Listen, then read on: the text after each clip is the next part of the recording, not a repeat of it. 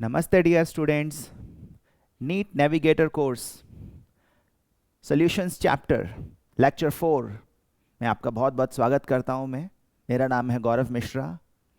Solutions Chapter की journey में अभी तक अपन ने पहले 3 लेक्चर्स में क्या क्या चीज़ें पढ़ी हैं रिकॉल करने की कोशिश करिए। पहले अपन ने जाना सॉल्यूशन से रिलेटेड कुछ डेफिनेशंस को, टाइप्स ऑफ सॉल्यूशंस पर बात करी, फिर सॉल्यूशन फॉर्मेशन की प्रोसेस को समझा, उसकी थर्मोडायनेमिक्स को जाना, उसमें इन्वॉल्व एंथैल्पी और एंट्रोपी चेंज के साइन प्रिडिक्ट करना सीखा, लाइक डिजॉल्व्स लाइक के फ्रेज को समझा, कौन सा सब्सटेंस के सॉल्वेंट में ज़्यादा सॉल्यूबल होगा, इस तरह के प्रिडिक्शंस करना सीखा। आगे फिर हमने कॉन्सेंट्रेशन यूनिट्स पर बात करी। We define various concentration units used to define the composition of a solution, right from percentage by mass up to molarity and molality. हमने मोलैरिटी की टेम्परेचर डिपेंडेंस भी मेंशन करी। अब अपनी यात्रा को आगे बढ़ाएंगे और सॉल्यूशंस फॉर्मेशन में टेम्परेचर और प्रेशर के रोल पर बात करेंगे। ठीक है ना, कोई सब्सटेंस किसी दूसरे सब्सटेंस में कितना सॉल्यूबल होगा, किस हद तक डिसॉल्व हो पाएगा, इसमें टेम्परेचर और प्रेशर का क्या इफेक्ट हो सकता है, क्या रोल हो सकता है, उस पर बात करेंगे। चलिए शुरुआत करते हैं। तो सबसे पहले तो अपन को ये वर्ड समझ में आना चाहिए, सॉल्युबिलिटी। सॉल्युबिलिटी का मतलब है डिसॉल्व होने की मैक्सिमम लिमिट, डिसॉल्व होने की मैक्सिमम एबिलिटी। ठीक है, तो मोस्ट ऑफ द टाइम्स किसी सब्सटेंस ए को किसी सॉल्वेंट बी में अगर अपन डिसॉल्व कर रहे हैं तो एक लिमिट से ज़्यादा सब्सटेंस ए फिर बी में डिसॉल्व नहीं हो पाता। हालांकि कुछ सब्सटेंसेस एक दूसरे में कंप्लीटली मिक्सेबल भी रहते हैं, जैसे ethanol and water, they can be mixed in any ratio. ठीक है, gases can be mixed in any ratio. तो कुछ सब्सटेंसेस एक दूसरे में किसी भी रेशियो में किसी भी अमाउंट में मिक्स किए जा सकते हैं, वहाँ पर सॉल्युबिलिटी का क्वेश्चन अराइज नहीं होता। ठीक है, but most of the times, most of the cases में डिसॉल्व होने की एक अपर लिमिट ज़रूर होती है और उसी अपर लिमिट को अपन बोलते हैं सॉल्युबिलिटी। तो इसकी प्रॉपर डेफिनेशन यहाँ पर लिखी गई है। Maximum amount of a solute that can be dissolved in a given amount of solvent or solution at a particular temperature so as to prepare a saturated solution. तो solubility से कम अगर substance dissolved है तो फिर अभी और solute add करने की, dissolve करने की tendency रहेगी उस solution में। मतलब अभी उसमें और सॉल्यूट को अकोमोडेट करने की क्षमता है। लेकिन अगर अपन सॉल्युबिलिटी के बराबर कॉन्सेंट्रेशन अचीव कर चुके हैं तो फिर अब फर्दर सॉल्यूट होल्ड करने की, डिसॉल्व करने की उस सॉल्वेंट में एबिलिटी नहीं है, और इसी प्रकार के सॉल्यूशंस को अपन बोलते हैं सैचुरेटेड सॉल्यूशंस। हाँ, कुछ स्पेशल केसेस में अपन सुपर सैचुरेटेड सॉल्यूशंस भी बना पाते हैं, पर ध्यान रखिएगा सुपर सैचुरेटेड सॉल्यूशंस स्टेबल नहीं होते, वो इनहेरेंटली अनस्टेबल होते हैं। ठीक है, तो सॉल्युबिलिटी बेसिकली एक कॉन्सेंट्रेशन है। ठीक है, इसको आप मोल्स पर लीटर में भी एक्सप्रेस कर सकते हो, मोल्स पर किलोग्राम सॉल्वेंट में भी एक्सप्रेस कर सकते हो, मोल फ्रैक्शन में भी एक्सप्रेस कर सकते हो, परसेंटेज बाय मास में भी एक्सप्रेस कर सकते हो। ये कॉन्सेंट्रेशन की किसी भी यूनिट को यूज करके एक्सप्रेस की जा सकती है, बस ये कॉन्सेंट्रेशन की मैक्सिमम अचीवेबल वैल्यू है। और ये जो वैल्यू है ये टेम्परेचर डिपेंडेंट होती है और कुछ केसेस में प्रेशर डिपेंडेंट भी होती है। इसी डिपेंडेंसी को समझने की कोशिश करते हैं। Effect of temperature on solubility. तो सॉल्युबिलिटी पर टेम्परेचर का क्या इफेक्ट पड़ेगा, ये बेसिकली इस बात पर निर्भर करता है कि सॉल्यूशन फॉर्मेशन की प्रोसेस एक्सोथर्मिक थी या फिर एंडोथर्मिक। यहाँ पर आपको थोड़ा सा ले चैटेलियर्स प्रिंसिपल याद करने की आवश्यकता है। याद करिए, ले चैटेलियर्स प्रिंसिपल के डिस्कशन में आपने क्लास 11th में पढ़ा होगा कि एंडोथर्मिक प्रोसेसेस जो होती हैं वो हायर टेम्परेचर पर फेवर होती हैं और एक्सोथर्मिक प्रोसेसेस लोअर टेम्परेचर्स पर। कहने का मतलब टेम्परेचर बढ़ाने से एंडोथर्मिक प्रोसेस ज़्यादा कंप्लीट हो पाती है और टेम्परेचर बढ़ाने से एक्सोथर्मिक प्रोसेस के कंप्लीट होने का एक्सटेंट कम हो जाता है। अब इस सॉल्यूशन फॉर्मेशन की प्रोसेस को कंसिडर करिए। इसके एंथैल्पी चेंज पर भी हम पहले बात कर चुके हैं, ठीक है ना। ये एंथैल्पी चेंज पॉजिटिव भी हो सकता है और नेगेटिव भी, मतलब सॉल्यूशन फॉर्मेशन एक्सोथर्मिक भी हो सकता है और एंडोथर्मिक भी। अगर वो एंडोथर्मिक है तो टेम्परेचर बढ़ाने से डिसॉल्व होने की टेंडेंसी बढ़ेगी, और अगर एक्सोथर्मिक है तो टेम्परेचर बढ़ाने से डिसॉल्व होने की टेंडेंसी कम हो जाएगी। तो सिंपल चीज़ है ये, सिंपल ली चैटेलियर्स प्रिंसिपल का एप्लीकेशन है। इसी को आगे बढ़ाते हुए मैंने लिखा, if enthalpy change in solution formation is positive, which means solution formation is endothermic, तो ऐसी प्रोसेसेस में टेम्परेचर बढ़ाने से सॉल्युबिलिटी बढ़ेगी, ठीक है। Solubility increases with temperature rise, मतलब हायर टेम्परेचर पर आप ज्यादा सॉल्यूट डिसॉल्व कर पाओगे सेम अमाउंट ऑफ सॉल्वेंट में, ठीक है। और अगर एंथैल्पी ऑफ सॉल्यूशन नेगेटिव है, सॉल्यूशन का बनना एक्सोथर्मिक है, इस प्रोसेस में हीट रिलीज हो रही है, तो फिर टेम्परेचर बढ़ाने से प्रोसेस रिवर्स डायरेक्शन में आना चाहेगी और सॉल्युबिलिटी कम हो जाएगी, ठीक है। और हमें सॉल्यूशंस के केस में ये दोनों सिनेरियोज देखने को मिलते हैं। बहुत से केसेस में एंथैल्पी ऑफ सॉल्यूशन पॉजिटिव रहता है और बहुत से सिचुएशंस में एंथैल्पी ऑफ सॉल्यूशन नेगेटिव भी रहता है। कुछ स्पेसिफिक इंपॉर्टेंट एग्जांपल्स पर बात कर लेते हैं। जैसे अधिकतर सॉलिड सॉल्यूट्स जो वाटर में डिसॉल्व किए जाते हैं, खासतौर से आयनिक कंपाउंड्स, आयनिक सॉलिड्स, उनका वाटर में डिसोल्यूशन एंडोथर्मिक रहता है। जैसे पोटेशियम आयोडाइड, आपका फेवरेट सोडियम क्लोराइड, ठीक है ना, कॉपर सल्फेट, तो इन सब का वाटर में डिसोल्यूशन एंडोथर्मिक होता है। और अगर आयनिक कंपाउंड्स का वाटर में डिसोल्यूशन एंडोथर्मिक है, तो फिर ऐसे कंपाउंड्स की वाटर में सॉल्युबिलिटी टेम्परेचर बढ़ाने के साथ साथ बढ़ेगी। तो सोचिए 25 डिग्री सेल्सियस पर 100 ग्राम्स ऑफ वाटर में NaCl ज़्यादा डिसॉल्व हो पाएगा या 50 डिग्री सेल्सियस पर। अगर NaCl का डिसोल्यूशन एक एंडोथर्मिक प्रोसेस है तो 50 डिग्री सेल्सियस पर NaCl की सॉल्युबिलिटी ज़्यादा होगी, तो 25 डिग्री सेल्सियस पर जो सोल्यूशन सैचुरेटेड था वही सोल्यूशन 50 डिग्री सेल्सियस पर अनसैचुरेटेड हो जाएगा, ठीक है। और 50 डिग्री सेल्सियस पर जो सोल्यूशन सैचुरेटेड है वो 25 डिग्री सेल्सियस पर सुपर सैचुरेटेड कहलाएगा और उसमें से सॉल्यूट के बाहर आने की, अलग होने की टेंडेंसी क्रिएट होगी, ठीक है। पर साथ साथ मैं आपको ये भी बोल दूं कि सभी सॉलिड सॉल्यूट्स का वाटर में डिसोल्यूशन एंडोथर्मिक नहीं होता, अधिकतर का होता है। कुछ के लिए वाटर में डिसोल्यूशन एक एक्सोथर्मिक प्रोसेस भी है। फॉर एग्जांपल ग्लूकोज के वाटर में डिसोल्यूशन की प्रोसेस एक्सोथर्मिक है और ऐसे सिचुएशन में टेम्परेचर बढ़ाने से सॉल्युबिलिटी कम हो जाएगी। एक और स्पेसिफिक इंपॉर्टेंट सिचुएशन के बारे में जान लेते हैं। गैसेस का किसी लिक्विड के अंदर डिसॉल्व होना हमेशा एक्सोथर्मिक रहता है, ठीक है ना, इसमें कोई एक्सेप्शन नहीं मिलता। एक स्पेसिफिक एग्जांपल आपके सामने है, कार्बन डाइऑक्साइड को एक्वस मीडियम में डिसॉल्व कर रहे हैं, इस प्रोसेस में एंथैल्पी चेंज नेगेटिव रहेगा। इस बात को दो तरीकों से जस्टिफाई कर सकते हैं। पहला तरीका ये सोचिए कि गैस जब एक्वस फेज में आ रही है तो गैसियस मॉलिक्यूल्स का जो फ्रीडम ऑफ मूवमेंट है वो बढ़ रहा है या कम हो रहा है?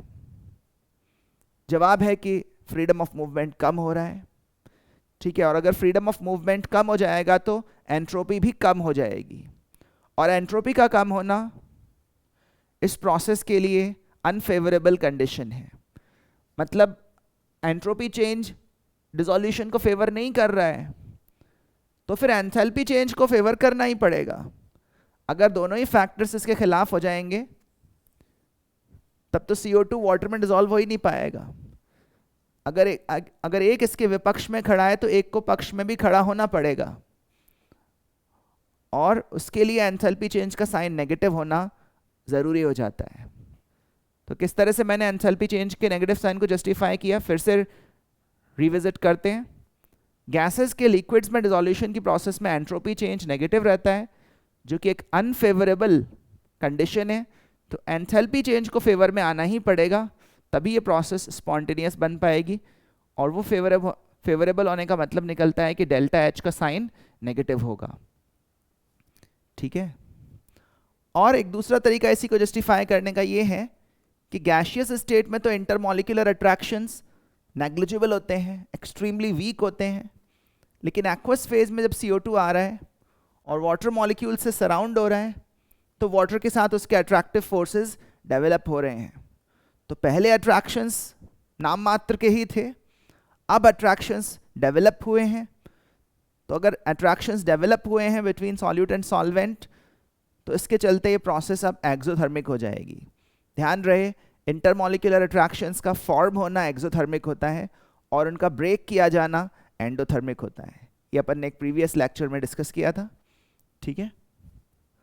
तो इसी के चलते हम कंक्लूड कर सकते हैं कि कोई सी भी गैस किसी लिक्विड में अगर डिसॉल्व की जा रही है, तो ऐसे सिचुएशन में सॉल्युबिलिटी टेम्परेचर बढ़ाने के साथ साथ कम हो जाएगी।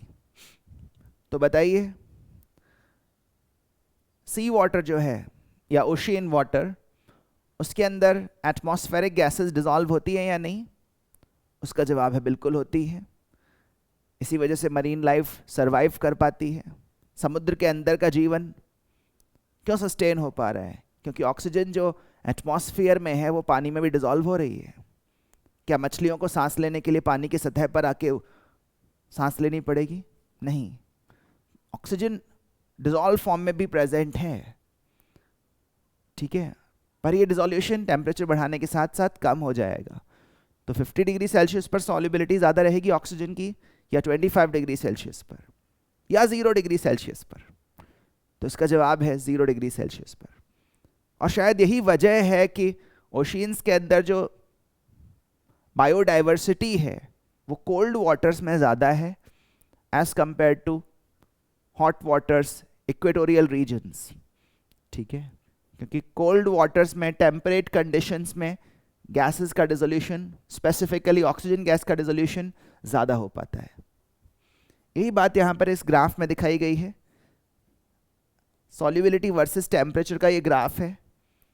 अलग अलग गैसेस के लिए ग्राफ्स तो अलग अलग ही बनेंगे, पर एक कॉमन ट्रेंड सब में देखने को मिलता है, वो ये है कि टेम्परेचर बढ़ाने से सभी गैसेस की सॉल्युबिलिटी कम हो रही है। ठीक है ना। अलग अलग गैसेस की सॉल्युबिलिटी अलग अलग क्यों है? वो तो इसी वजह से है क्योंकि अलग अलग गैसेस वाटर के साथ या किसी और लिक्विड के साथ अलग अलग स्ट्रेंथ के अट्रैक्टिव फोर्सेस डेवलप करती हैं। ज़्यादा स्ट्रॉन्ग फोर्सेस डेवलप करेंगी तो सॉल्युबिलिटी ज़्यादा रहेगी। तो ये नेचुरल सी बात है। आगे मूव करते हैं। तो अपन ने टेम्परेचर के इफेक्ट के बारे में चर्चा करी। टेम्परेचर का इफेक्ट डिसोल्यूशन के एंडोथर्मिक या एक्सोथर्मिक होने पर निर्भर करता है।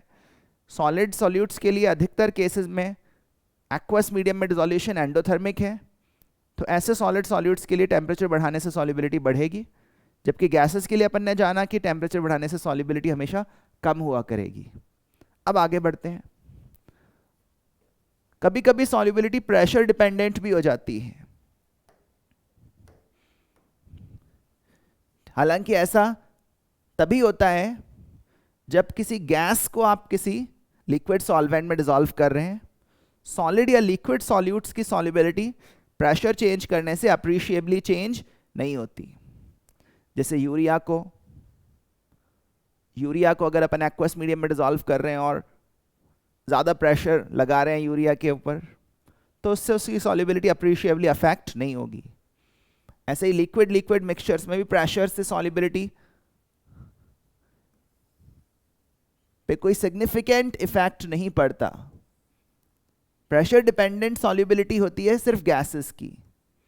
गैसेस कंप्रेसिबल हैं और शायद इसी वजह से उनकी सॉल्युबिलिटी प्रेशर पर डिपेंडेंट है। ठीक है ना। इस बात को भी अगेन अपन ली चैटेलियर्स प्रिंसिपल से इजीली जस्टिफाई कर सकते हैं। इसका एक बहुत ही सिंपल एग्जांपल जो आप common day to day life में भी ऑब्जर्व कर सकते हैं, वो है सोडा वाटर की बॉटल। सोडा वाटर की बॉटल को अगर अपन ओपन करें, अनकॉर्क करें, तो उसमें से तेजी से एक गैस बाहर निकलती हुई पता चलेगी, फिज आउट होती हुई पता चलेगी। वो कौन सी गैस है? बिल्कुल आपने सही गैस किया, वो गैस CO2 है।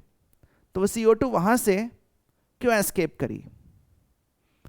उसका जवाब ये है कि CO2 को जब अपन सोडा वाटर की बॉटल में बंद करते हैं तो बहुत ही हाई प्रेशर पे बंद करते हैं, और हाई प्रेशर पे CO2 का पानी में डिसोल्यूशन बढ़ जाता है। लेकिन जैसे ही हम लिड ओपन करते हैं, प्रेशर रिलीज हो जाता है, कम हो जाता है, और प्रेशर कम होते ही CO2 की सॉल्युबिलिटी भी एक्वस मीडियम में कम हो जाती है। तो जो सॉल्यूशन पहले हाई प्रेशर पे सैचुरेटेड था, वो प्रेशर रिलीज होते ही अब सुपर सैचुरेटेड है। तो उसमें से CO2 गैस इवॉल्व होगी, रिमूव होगी, और वही अपन ऑब्जर्व करते हैं, बहुत तेजी से CO2 गैस का बाहर निकलना। ये प्रेशर का रोल है सॉल्युबिलिटी के लिए, ठीक है ना। और भी कुछ एग्जांपल्स के बारे में सोचिए। हाई एल्टीट्यूड्स पर जब लोग जाते हैं तो वहाँ पर एटमॉस्फेरिक गैसेस का प्रेशर कम हो जाता है। ये सभी एटमॉस्फेरिक गैसेस, ख़ास तौर से ऑक्सीजन, हमारे ब्लड में डिसॉल्व होती हैं, और जैसा अपन ने अभी अभी डिस्कस किया, प्रेशर बढ़ाने से ये डिसोल्यूशन बढ़ेगा और प्रेशर कम होने से कम हो जाएगा। तो जब हम हाई एल्टीट्यूड्स पे जा रहे हैं 10,000 15,000 फीट की ऊंचाई पर, तो वहाँ पर एटमॉस्फेरिक गैसेस का प्रेशर कम होने से हमारे ब्लड में डिसॉल्व्ड ऑक्सीजन का अमाउंट भी कम हो जाता है, ठीक है ना। और ब्लड में जब डिसॉल्व्ड ऑक्सीजन का अमाउंट कम होता है तो उससे भी एक मेडिकल कंडीशन क्रिएट हो जाती है, जिसको अपन हाइपोक्सिया या एनोक्सिया के नाम से जानते हैं। ऑन द अदर हैंड, जब हम अंडर वाटर जाते हैं, मैं तो खैर गया नहीं, जो लोग जाते हैं, स्क्यूबा डाइवर्स जिनको बोलते हैं, वो ऑक्सीजन गैस के सिलेंडर्स लेकर जाते हैं। उस ऑक्सीजन गैस के साथ अगर नाइट्रोजन की मात्रा भी बहुत ज़्यादा है उसमें, जैसा कि हमारे आसपास एयर में है 80% नाइट्रोजन है, तो वो नाइट्रोजन भी हाई प्रेशर पर हमारे ब्लड में ज़्यादा डिसॉल्व होगी।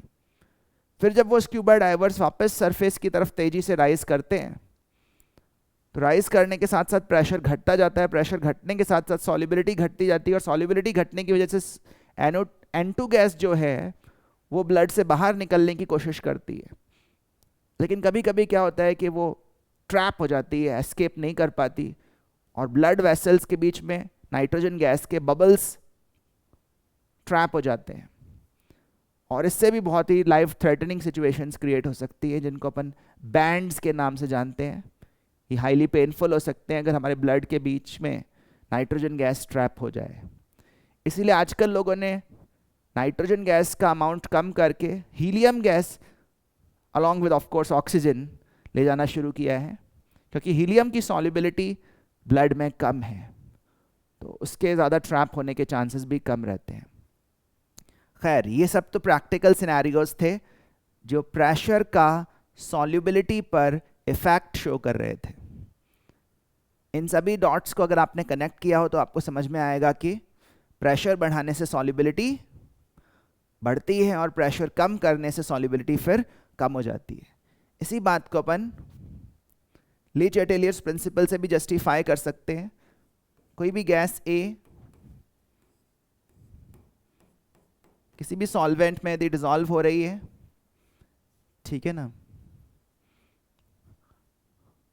और इस प्रोसेस में इक्विलिब्रियम आ गया है, इक्विलिब्रियम पर अपन सपोज ये वाटर में डिसोल्यूशन है, इक्विलिब्रियम पर अपन इक्विलिब्रियम कांस्टेंट K का एक्सप्रेशन लिख सकते हैं, concentration of A upon partial pressure of A। अब अगर मैं पार्शियल प्रेशर बढ़ाऊं तो क्या उससे इक्विलिब्रियम कांस्टेंट चेंज हो जाएगा? This equilibrium constant changes only on changing the temperature. तो प्रेशर बढ़ाने से K चेंज नहीं होगा, सॉल्युबिलिटी या कॉन्सेंट्रेशन भी उसी प्रोपोर्शन में चेंज हो जाएगी, जिससे कि ये इक्विलिब्रियम कांस्टेंट फिक्स्ड बना रह सके। तो यहाँ से प्रूव हो रहा है कि प्रेशर बढ़ाने से या partial pressure of that particular gas बढ़ाने से उसी पर्टिकुलर गैस की कॉन्सेंट्रेशन एक्वस मीडियम में बढ़ रही है, और यही प्रिसाइसली हेनरीज लॉ है। इसको आप ले चैटेलियर्स प्रिंसिपल से भी डायरेक्टली क्वालिटेटिवली बता सकते हो। अगर आप गैस ए का पार्शियल प्रेशर बढ़ा रहे हो तो गैस ए अपना पार्शियल प्रेशर कम करने के लिए एक्वस फेज में जाना चाहेगी ताकि इसका खुद का प्रेशर कम हो सके, और एक्वस फेज में जाने का मतलब वो डिसॉल्व होगी, डिसॉल्व होने का मतलब उसकी सॉल्युबिलिटी बढ़ेगी। ठीक है, और यही सिंपल सी बात हेनरीज लॉ में कही गई है। विलियम हेनरी ने ये लॉ 200 साल पहले दी थी करीब करीब। It states that the solubility of a gas in a liquid is directly proportional to the partial pressure of that particular gas above the liquid। तो आसान सी बात है, पार्शियल प्रेशर के प्रोपोर्शनल वे में ही सॉल्युबिलिटी चेंज होगी।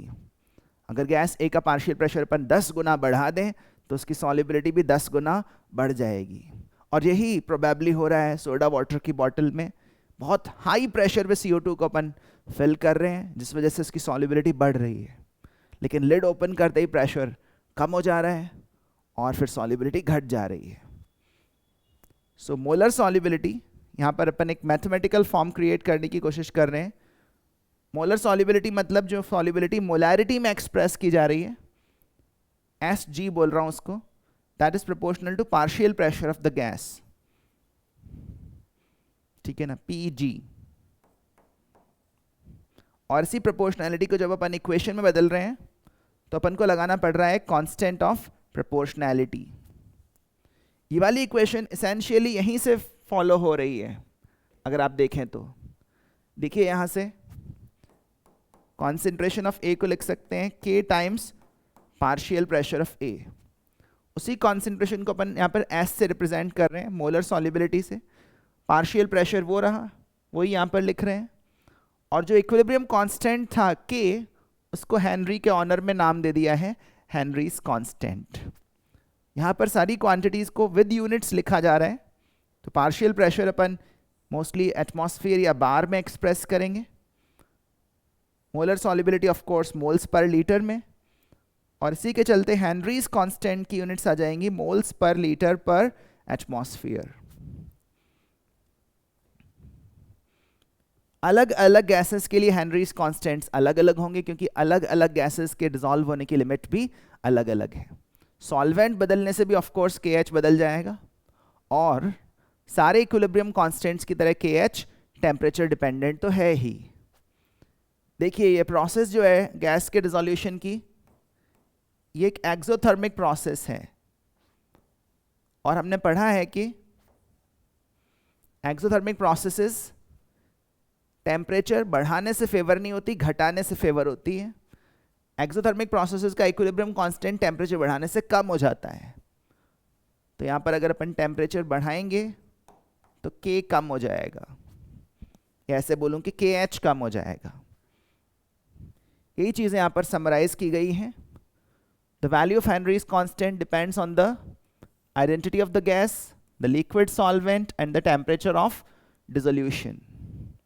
कौन सी गैस कौन से सॉल्वेंट में किस टेम्परेचर पर डिसॉल्व की गई है, ये तीन चीजें बताने पर KH की वैल्यू फिक्स होगी। ठीक है ना। फिर इसके नाम में कांस्टेंट क्यों है? ये तो गैस पे भी डिपेंडेंट है, गैस बदली तो बदल गया, लिक्विड बदला तो बदल गया, टेम्परेचर बदला तो बदल गया, तो फिर इसमें कांस्टेंट वर्ड क्यों लिखा है? उसका कारण ये है कि ये प्रेशर डिपेंडेंट नहीं है, और यहाँ पर कहानी प्रेशर के बारे में ही कही जा रही है।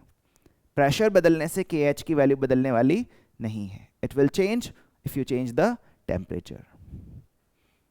और जैसा मैंने प्रीवियस स्लाइड पे बताया, हमने जो फॉर्म लिया है हेनरीज लॉ का, molar solubility is equal to KH times partial pressure of gas, इसमें ये जो हेनरीज कांस्टेंट है ये डिक्रीज होगा टेम्परेचर बढ़ाने के साथ। वैसे भी आपको पता है कि एक फिक्स्ड प्रेशर पर टेम्परेचर बढ़ाते हैं तो गैस की सॉल्युबिलिटी कम हो जाती है, और ये कम हो रही है टेम्परेचर बढ़ाने से, तो इसका मतलब KH भी कम हो रहा है। ठीक है। और उसी के बेसिस पर अपन, उसी इक्वेशन के बेसिस पर अपन एक ग्राफ भी बना सकते हैं। आपको स्ट्रेट लाइन ग्राफ्स की पहचान तो होगी। स्ट्रेट लाइन हमारा सबसे फैमिलियर, सबसे कॉमनली यूज्ड ग्राफ है। देखिए, अगर मैं सॉल्युबिलिटी को y एक्सिस पर लूं, पार्शियल प्रेशर ऑफ गैस को x एक्सिस पर, तो ये हेनरीज कांस्टेंट स्लोप की पोजीशन में नजर आ रहा है, और y इंटरसेप्ट नाम की कोई चीज नहीं है। याद करो, स्ट्रेट लाइन की इक्वेशन का फॉर्मेट होता है y is equal to mx plus c। तो यहां पर कोई y इंटरसेप्ट नहीं है। इसका मतलब सॉल्युबिलिटी वर्सेस पार्शियल प्रेशर का ग्राफ स्ट्रेट लाइन ग्राफ होगा, passing through origin.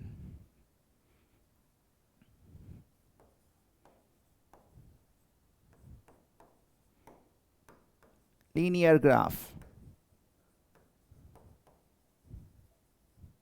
Straight line graph passing through origin with slope equals kh। और यहां पर जिस गैस की सॉल्युबिलिटी ज्यादा होगी उसी गैस का kh ज्यादा आएगा। पहले मैंने टेम्परेचर का इफेक्ट जब दिखाया था, चलिए वहीं पर वापस चलते हैं, तो वहां पर मैंने 4 गैसेस शो करी थी।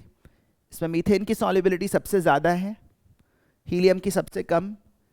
यही ऑर्डर इस वाले ग्राफ में भी नज़र आ रहा है, ठीक है ना। यहाँ मीथेन की सॉल्युबिलिटी सबसे ज़्यादा है और हीलियम की सबसे कम। जितना स्टीप स्लोप है उतना ही हेनरीज कांस्टेंट की वैल्यू ज़्यादा है, और जिस गैस के लिए हेनरीज कांस्टेंट की वैल्यू ज़्यादा है उसी की सॉल्युबिलिटी भी एक पर्टिकुलर प्रेशर पर ज़्यादा है। जैसे अगर मैं यहाँ पर एक पर्टिकुलर प्रेशर P0 पर वर्टिकल लाइन ड्रॉ कर दूं, तो ये वर्टिकल लाइन इन सारे स्ट्रेट लाइंस को कट करते हुए जा रही है, और जहां जहां पे कट कर रही है वो हाइट ही इनकी सॉल्युबिलिटी बता रही है। तो सेम पार्शियल प्रेशर P0 लेने पर सॉल्युबिलिटी उसी ऑर्डर में आ रही है जिस ऑर्डर में KH आ रहा है। जिसका KH ज़्यादा है उसी की सॉल्युबिलिटी ज़्यादा है। तो ये हेनरीज लॉ का एक मैथमेटिकल फॉर्म था। हेनरीज लॉ को और भी मैथमेटिकल फॉर्म्स में एक्सप्रेस करते हैं। यहाँ हमने सॉल्युबिलिटी को मोल्स पर लीटर में लिया है, कुछ बुक्स मोल्स पर किलोग्राम या मोलैलिटी में भी लेते हैं। और जहाँ तक NCERT टेक्स्ट बुक का सवाल है, उन्होंने सॉल्युबिलिटी को मोल फ्रैक्शन में एक्सप्रेस किया है। किस में एक्सप्रेस किया है? मोल फ्रैक्शन में। और उनका जो इक्वेशन है वो कुछ इस तरह से है, partial pressure of gas is equal to KH times mole fraction of gas. तो ये जो फॉर्म है ये अलग है। पिछली वाली इक्वेशन जो थी वो थी solubility is equal to KH times partial pressure. तो क्लियरली नोट करिए, उस वाले इक्वेशन में KH जो था वो पार्शियल प्रेशर वाली साइड था, और इस इक्वेशन में KH मोल फ्रैक्शन वाली साइड है, पार्शियल प्रेशर के ऑपोजिट साइड है, ठीक है ना। तो इससे ये जाहिर होता है कि ये वाला हेनरीज कांस्टेंट वो वाला है, पिछले इक्वेशन वाला हेनरीज कांस्टेंट नहीं है। दोनों का नाम हेनरीज कांस्टेंट है, दोनों का सिंबल KH है, पर दोनों की वैल्यू सेम नहीं है, ठीक है ना। In fact these two Henry's constants are kind of inversely related, क्योंकि पिछले वाला KH प्रेशर की साइड था और ये प्रेशर के सामने वाली साइड है। तो जिस गैस के लिए वो वाला हेनरीज कांस्टेंट बड़ा आएगा, उस गैस के लिए ये वाला हेनरीज कांस्टेंट दूसरी गैसेस की तुलना में कम रहेगा, ठीक है। ये Pg तो पार्शियल प्रेशर है, सबकी यूनिट्स देख लीजिए ध्यान से। ये मोल fraction of the gas in solution है, इसकी तो कोई यूनिट्स नहीं होंगी। ये हेनरीज कांस्टेंट कहला रहा है, और इसकी यूनिट्स वही हो जाएंगी जो प्रेशर वाली यूनिट्स हैं, एटमॉस्फेयर, बार या किलो पास्कल। ये वाला हेनरीज कांस्टेंट भी गैस पर, सॉल्वेंट पर और टेम्परेचर ऑफ डिसोल्यूशन पर डिपेंड करेगा। तो फिर कोई बोलेगा कि यार क्वेश्चन में जो हेनरीज कांस्टेंट दिया है उसको देखकर हम कैसे डिसाइड करेंगे कि कौन सी वाली इक्वेशन यूज में लेनी है? तो उसका जवाब बहुत आसान है, वो है KH की यूनिट्स देखकर। अगर KH की यूनिट्स है मोल्स पर लीटर पर एटमॉस्फेयर, तो फर्स्ट वाला फॉर्म यूज करेंगे। और अगर KH की यूनिट सिंपली एटमॉस्फेयर या बार या किलो पास्कल्स हैं, तो फिर ये वाला फॉर्म यूज करेंगे. This Henrys constant will increase with temperature rise. पिछले वाला हेनरीज कांस्टेंट टेम्परेचर बढ़ाने से कम हो रहा था, but this Henrys constant will increase with temperature rise.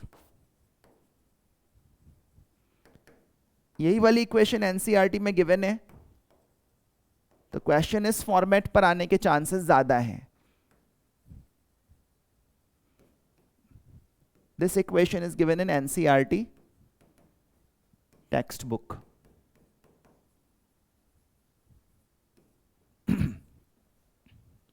Right. तो कैसे पता चला ये क्या है? ये वाला हेनरीज कांस्टेंट टेम्परेचर बढ़ाने के साथ बढ़ेगा, ये कैसे पता चला?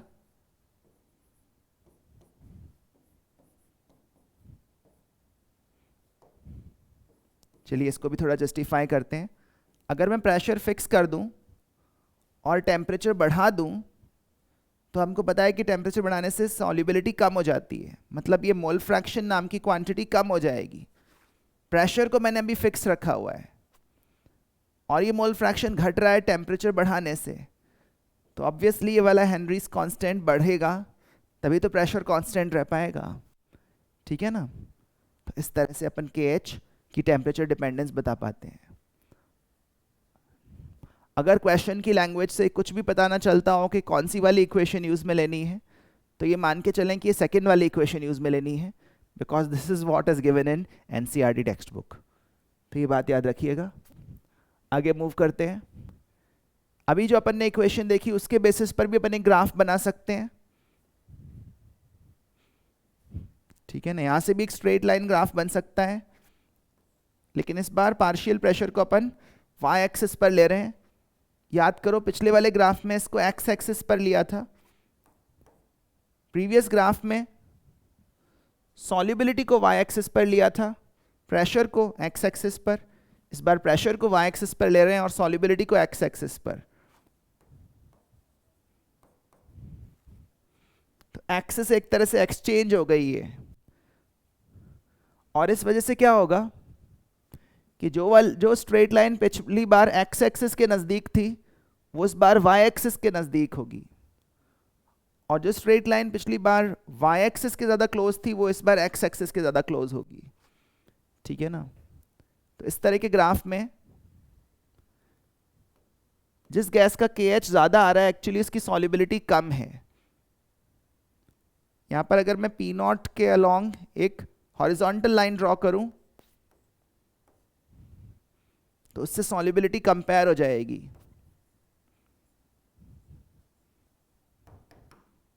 साफ दिख रहा है कि सबसे ज्यादा सॉल्युबिलिटी मीथेन की है, उससे कम ऑक्सीजन की, उससे कम नाइट्रोजन की, और सबसे कम हीलियम की. तो ये जो सेकंड वाला फॉर्म है ना हेनरीज लॉ का, इसमें KH जिस गैस के लिए ज्यादा रहता है उसकी सॉल्युबिलिटी एक्चुअली सेम प्रेशर पे कम रहती है. ये बात याद रखिएगा. तो ये तो वे हेनरीज लॉ के मैथमेटिकल फॉर्म्स. बस अब इन पे कुछ सिंपल क्वेश्चंस कर लेते हैं.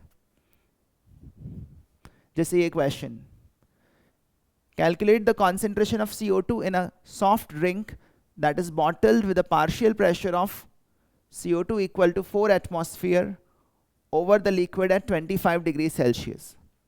Use Henry's constant of CO2 equal to this value.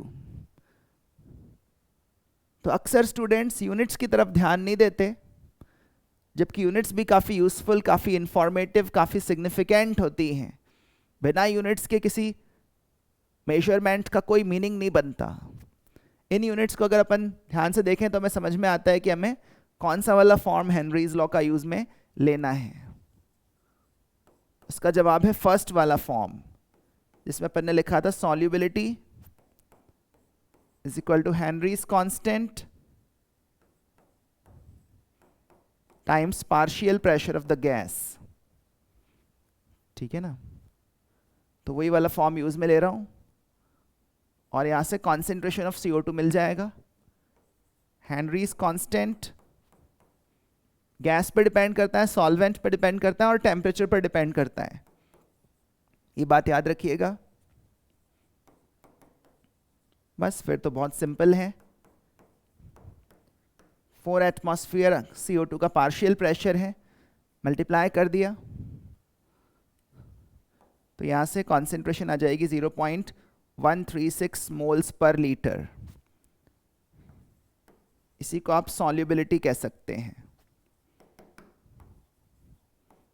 solubility of CO2 at 25 degrees Celsius and 4 atmosphere pressure। सवाल यह है कि क्या इतनी ही कॉन्सेंट्रेशन CO2 की हमारे आसपास जो पानी अवेलेबल है, वाटर टैंक में, लेक्स में, ठीक है ना, पॉन्ड्स में, क्या उसमें भी इतना ही CO2 डिजॉल्व है? इसका जवाब है बिल्कुल नहीं, क्योंकि वहाँ पर CO2 का इतना पार्शियल प्रेशर थोड़ी है। इतना प्रेशर तो सारी गैसेस का मिलाकर भी नहीं है। CO2 का अकेले का तो 0.01 एटमॉस्फेयर भी नहीं है, ठीक है। तो प्रेशर बढ़ाने से ये सॉल्युबिलिटी क्रिएट हुई है। एक और क्वेश्चन पर आते हैं। This has been taken from the NCERT text book. इसमें नाइट्रोजन गैस के बारे में बोला गया है कि नाइट्रोजन गैस का इतना प्रेशर है पानी के ऊपर, 1 लीटर पानी अगर लें तो उसमें कितने मोल्स नाइट्रोजन गैस के डिसॉल्व हो जाएंगे at 20 degree Celsius. Henry's constant nitrogen gas का वाटर में दिया हुआ है 20 डिग्री सेल्सियस पर। इस बार यूनिट्स देखिए क्या है, इस बार यूनिट्स हैं किलो बार। तो ये प्रेशर वाली यूनिट्स हैं, और अगर KH की यूनिट्स प्रेशर वाली यूनिट्स ही हैं तो फिर अपन को सेकेंड वाला फॉर्म यूज में लेना होगा हेनरीज लॉ का। तो इसको यहाँ पर इस तरह से एक्सप्रेस करेंगे, partial pressure of nitrogen is mole fraction of nitrogen times Henry's constant.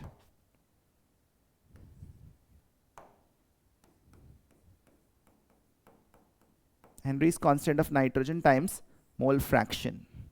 इसको अप्लाई करूं मैं,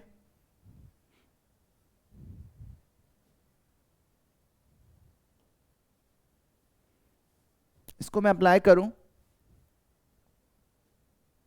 उससे पहले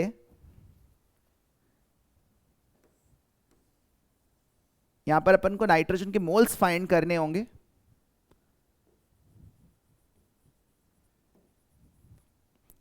सॉरी, वाटर के मोल्स फाइंड करने होंगे। तो अपन को पता है कि 1 लीटर वाटर अपन को दिया हुआ है,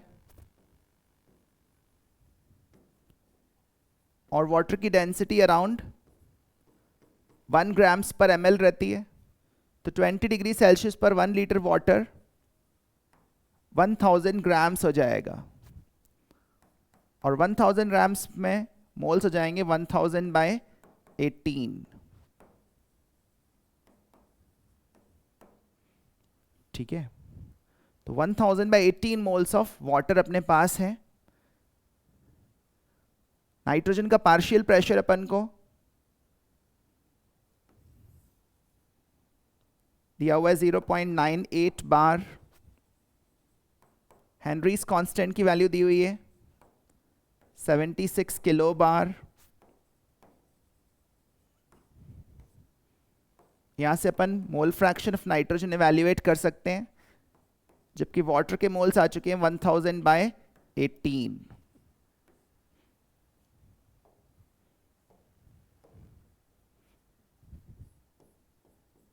पहले नाइट्रोजन के मोल फ्रैक्शन तक पहुंचते हैं। 98/76 इंटू 10⁻⁻5। देखिए काफ़ी स्मॉल मोल फ्रैक्शन आ रहा है, इसको 49/38 लिख सकते हैं। How much will be 49/38?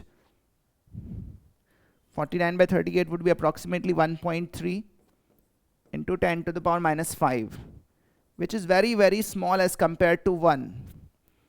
तो इतना स्मॉल मोल फ्रैक्शन ये बताता है कि